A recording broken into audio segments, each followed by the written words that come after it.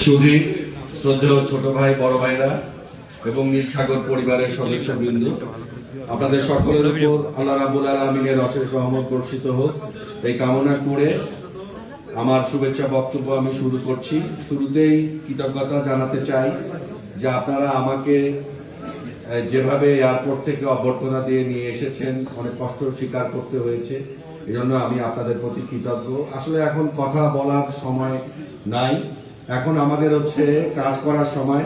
আজকে আপনারা জানেন যে আমার এখানে আগমনের উদ্দেশ্য, আজকে নীলফামারী বাসীর জন্য সামনে একটি বিরাট সুযোগ তৈরি হয়েছে। এই সুযোগের সদ্ব্যবহার আমাদেরকে করতে হবে। আপনারা জানেন যে প্রকৌশলী শাহরিন ইসলাম তুহিন নীলফামারী থেকে আগামী নির্বাচনে প্রতিদ্বন্দ্বিতা করতে যাচ্ছে। এটা আমাদের জন্য বিরাট সৌভাগ্য, বিরাট সৌভাগ্য। এই মানুষটার সাথে আমি বিগত 30-35 বছর ধরে পরিচিত, তার সাথে কাজ করেছি, চলেছি। আমি জানি এই মানুষটার ক্যাপাসিটি কি। আজকে এই পিছনে পড়া যে নীলফামারী, এটাকে সামনে এগিয়ে নিয়ে যাওয়ার একটা বিরাট সুযোগ, বিরাট সুযোগ।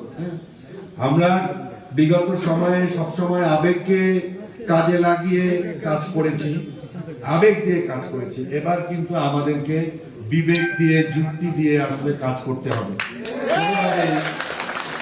কোনোভাবেই এই সুবর্ণ সুযোগ হাতছাড়া করা যাবে না। আপনারা জানেন আমি নিজেও একজন প্রকৌশলী, উনিও প্রকৌশলী। উনি আমাদের প্রকৌশলী সংগঠনের নেতৃত্ব দেন। সারা বাংলাদেশের প্রকৌশলীদের কাছে উনি একটা আইডল, ওনাকে সবাই মানে। বিশেষ করে ওনার নেতৃত্ব, প্রকৌশলী সমাজকে যে নেতৃত্ব উনি দীর্ঘদিন ধরে দিয়ে আসছেন, এবং উনি বাংলাদেশকে নিয়ে যে স্বপ্ন দেখেন, নীলফামারীকে নিয়ে যে স্বপ্নটা দেখেন, আমি পাশ থেকে ওনার স্বপ্নগুলোকে উপলব্ধি করতে পারি। কিন্তু বিভিন্ন সময় এই মানুষটিকে ওইভাবে আমরা সুযোগ দিতে পারি। এইবার আসলে আমরা যারা ব্যবসায়ী, আমাদেরকে যদি নীলফামারীকে আমরা কি দেখতে চাই, নীলফামারীকে আমরা কেমন দেখতে চাই, নীলফামারীকে আমরা খুব স্বাভাবিক যে এখানকার মানুষগুলো সচ্ছল মানুষ হবে, কর্মক্ষম মানুষ হবে, এখানকার সকল ধরনের নাগরিক সুবিধা থাকবে, তাই না? একটা নিরাপদ শহর হিসাবে নীলফামারী যাতে গড়ে ওঠে, কর্মসংস্থানের জন্য, চিকিৎসার জন্য, শিক্ষার জন্য যেন আমাদেরকে বাইরে যেতে না হয়। এই তো আমাদের আসলে কামনা। এই যে আমাদের কামনাটা, আসলে এই কাজগুলো করার জন্য সরকারের সহযোগিতা দরকার, সাথে সাথে উদ্যোক্তাও দরকার। বিগত সময়গুলোতে আমরা হয়তো এই যে কম্বিনেশনটা সরকার এবং উদ্যোক্তা, এটা কখনো হয়ে ওঠে নাই। এবার যদি আমরা প্রকৌশলী শাহরিন ইসলাম তুহিনকে নীলফামারী থেকে নির্বাচিত করতে পারি, বিশ্বাস করেন আপনারা যে নীলফামারীকে কল্পনা করেছেন, নীলফামারীকে আপনারা যেরকম দেখতে চান, বিশ্বাস করেন, আপনারা বিশ্বাস করেন, আমরা সেই নীলফামারীটা যদি ওনাকে একটা কারণের জন্য আমরা পাই, আমরা সেই নীলফামারীটাকে দেখতে পাবো। আমি কথা দিচ্ছি, আমি জানি এগুলো তার জন্য খুব সহজ কাজ, খুব সহজ, কিন্তু তার পাশে এই সমস্ত কাজগুলোর জন্য জনগণ এবং আমাদের মতো কিছু উদ্যোক্তার প্রয়োজন। কারণ একজন রাজনীতিবিদ কিন্তু নিজে ইন্ডাস্ট্রি করা, নিজে অনেক কিছু তৈরি করা, এটা তার পক্ষে কিন্তু সম্ভব হয় না। উনি সুযোগ তৈরি করে দেন, উনি আমাদেরকে ফেসিলিটিস গুলো ক্রিয়েট করে দেন। উনি অনেকদিন ধরে আমাকে বলছিল যে, আমি যেহেতু তার সঙ্গে দীর্ঘদিন রাজনীতি করেছি, আজকে ছুটে আসার কারণগুলো এই যে নীলফামারীতে একটা বিশ্ববিদ্যালয় হোক, নীলফামারীতে ইঞ্জিনিয়ারিং কলেজ হোক, নীলফামারীতে কারিগরি শিক্ষা প্রতিষ্ঠান গড়ে উঠুক, এখান থেকে মানুষ শিক্ষিত হয়ে দেশের বাইরে যাক, এখানে উন্নত চিকিৎসা সেবা তৈরি হোক, এখানে অর্থনৈতিক অঞ্চল গড়ে উঠুক। বিশ্বাস করেন এই কাজগুলো তার জন্য অত্যাধিক সহজ, অত্যাধিক সহজ। কারণ উনি এমন একজন মানুষ, উনি যে কাউকে রিচ করতে পারে, ধরতে পারে। এখানে হয়তো অন্য যে কেউ এমপি হতে পারতো বা এমপি হবে বা হয়েছে, তারা কিন্তু সবসময় সবাইকে রিচ করতে পারে না, তাই না? এটা তো স্বাভাবিক। এখন যদি আমি এইখানে মনে করেন এমপি হতাম, আমার ফোন কি সবাই ধরতো নাকি? এটা একটা স্বাভাবিক। আমি যদি এখন একজন মন্ত্রীকে ফোন দেই, হয়তো 10-12 এরকম আমার মতো অনেক লোক তাকে ফোন দিবে, কিন্তু শাহরিন ইসলাম তুহিনের ফোনটা কিন্তু অ্যাভয়েড করতে পারবে না। হ্যাঁ, আপনারা জানেন যে আগামীতে কে সরকার গঠন করতে যাচ্ছে। 99% মানুষ বিশ্বাস করে যে আগামীতে এই সরকারটা আসতেছে। আমাদের ভাই উন্নতি চাইলে অবশ্যই সরকারি দলের সঙ্গে থাকতে হবে। মানে সরকার, আমাদের উন্নয়ন সরকার একদিকে, আমাদের প্রতিনিধি যদি আর একদিকের হয়, তাহলে কি উন্নয়ন হবে? কখনো হবে না।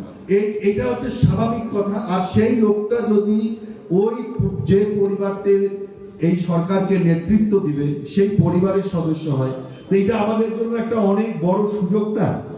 এই সুযোগটাকে কাজে লাগাতে হলে শুধু নিজে ভোট দিলে ভাই এবার হবে না, প্রত্যেককে আমার ওনার কর্মী হয়ে যেতে হবে। আমরা ভোট তো নিজে দিবই, একটা বার ভাই, বেশি তো সময় না, দেখতে দেখতেই তো আসলে অনেক সময় পার হয়ে যায়। দেখবেন 5টা বছর দেখতে দেখতেই পার হয়ে যাবে। কিন্তু একটা বার নীলফামারীর স্বার্থে আমরা আবেগ দিয়ে নয়, বিবেক দিয়ে কাজ করে প্রকৌশলী শাহরিন ইসলাম তুহিনকে আমরা সংসদে পাঠাতে চাই। এই আপনারা জানেন, এই জন্যই আজকে আমার ছুটে আসা। আমরা আজ থেকেই ছুটে বেড়াবো আপনাদেরকে নিয়ে। আপনারা যে যেখানে আছেন, যেখানে বসবেন, চা খাবেন, গল্প করবেন, একটু সাথে সাথে ভোটের কাজটাও করবেন। এইবার এই যে আমরা ভাই এই দুনিয়াতে আসছি ক্ষণিকের জন্য, এই দুনিয়া থেকে আমাদেরকে চলে যেতে হবে, কিন্তু আগামীর নীলফামারীকে আপনার এই ভোট, আপনার এই কষ্ট, আপনার এই প্রচারণা আগামীর নীলফামারীটাকে কিন্তু গড়ে দিবে। আমাদের সামনের যে ভবিষ্যৎগুলো আছে, তারা একটা উন্নত নীলফামারী দেখতে পাবে। এটা কি আমরা চাই না? আজকে দেখেন, আমাদেরকে এখনো চাকরির জন্য ঢাকায় যাইতে হয়, চিকিৎসার জন্য রংপুরে যাইতে হয়, পড়াশোনার জন্য বাইরে যাইতে হয়।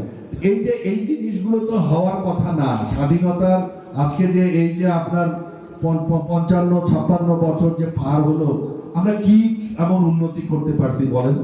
আমরা কিন্তু পারি নাই। কারণ আমরা ওই যে বললাম যে কম্বিনেশনটা সবসময় আমাদের ভালো হয়নি। কিন্তু এটা একটা সুযোগ, এটা একটা আমাদের জন্য অনেক বড় সুযোগ। এই সুযোগটাকে আমরা কাজে লাগাবো এবং ভালোর সাথে থাকবো, আলোর সাথে থাকবো। আগামীর যে উন্নত নীলফামারী আমরা যেন বলতে পারি যে এই উন্নয়নের মিছিলে আমি শুধু সমর্থক না, আমি একজন কর্মী ছিলাম। এবং বিশ্বাস করেন, ভালো কাজের যে রিওয়ার্ড, ভালো কাজের পুরস্কারও আমরা পরকালে আল্লাহর কাছে বলেন, ভগবানের কাছে বলেন, আমরা পাবো। আমার এই চিন্তা চেতনায় যদি একজন লোককে আমি নির্বাচিত করে যথাযোগ্য জায়গায় বসাতে পারি, আর তার দ্বারা যদি এই কাজগুলো হয়, বা এই ভালোর যে আমরা বলি সোয়াব বলি আর যাই বলি, এটা কি আমিও অংশীদার হলাম না? আমিও অংশীদার হলাম। এইবার এই জন্য আমি বলবো যে বুদ্ধি করে কাজে লেগে পড়তে হবে, হাতে সময় কম। উনি যদি নির্বাচিত হন, উনি কতটুকু বেনিফিটেড হবেন এটা আপনারা ভালো করে জানেন, কিন্তু আমরা কতটুকু বেনিফিটেড হব এটা চিন্তা করেন, তাই না? উনি একটা নতুন জায়গায় আসছে, হয়তো উনি সান্ত্বনা দিবে, নতুন জায়গায় আসছি, মানুষ আমাকে গ্রহণ করে নাই, ভোট দেয় নাই, আচ্ছা হইতে পারি নাই, কিছু করার নাই, হ্যাঁ, কিন্তু তার সম্মান, তার অর্জন কিন্তু একটুও কমবে না। কিন্তু আমরা নীলফামারীবাসী কিন্তু 100 বছরের জন্য পিছায় যাব, 100 বছরের জন্য পিছায় যাব, এটা মাথায় রাখেন। এইটা সব এই জন্য আমি বলি যে আজকে থেকে আমি আমার যতটুকু ক্ষমতা আছে তুহিন সাহেবের জন্য কাজ করব, কর্মী হয়ে। উনি আমাকে দেখুক, উনি আমাকে না দেখুক, তাতে আমার কিছু যায় আসে না। আমি কাজটা করব কোনো ব্যক্তির জন্য নয়, কোনো মার্কার জন্য নয়, কোনো দলের জন্য নয়। আমি কাজটা করব আমার প্রাণের নীলফামারীর জন্য, আমার ভবিষ্যতের জন্য, আমার সন্তানদের জন্য। এই কাজটি আমরা করব। আপনারা এই যুদ্ধে আমার সাথে আছেন তো? আপনারা হাত তুলে ওয়াদা করেন, এই যুদ্ধে আমাদেরকে জিততে হবে, তুহিন সাহেবকে নির্বাচিত করতে হবে। আমি আবেগপ্রবণ হয়ে যাই, কারণ এটা সুযোগ। আমি জানি না আমার নীলফামারীর মানুষ এটা বুঝতেছে কিনা যে কি সুযোগ আমরা পেয়েছি। এই সুযোগকে কোনোভাবে হাতছাড়া করবেন না দয়া করে। যদি নিজে বুঝে থাকেন, নিজে কাজ করেন, অন্যকে বুঝান। ভাই, আগামীর 12 তারিখের নির্বাচনে তুহিন সাহেবকে নির্বাচিত করে সংসদে পাঠাতে হবে। এতটুকু কাজ আমাদেরকে নীলফামারীর সাথে করতে হবে। আপনারা করবেন, কথা দিয়েছেন। আমি 12 তারিখ পর্যন্ত আপনাদের সাথে আছি। মাঠে ঘাটে যে যেখানে পারবো আমরা ছুটে বেড়াবো এবং ভবিষ্যতের নীলফামারীকে আমরাই করব। আপনারা ভালো থাকবেন, সুস্থ থাকবেন, আমার জন্য দোয়া করবেন।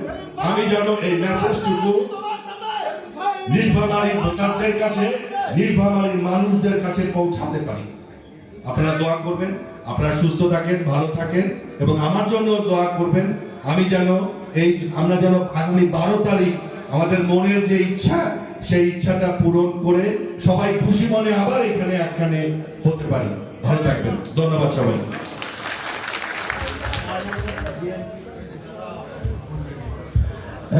9 নং বিএমপির নেতৃবৃন্দ স্যারকে ফুল দিয়ে অভ্যর্থনা জানানোর জন্য মঞ্চে আসার জন্য অনুরোধ করছি।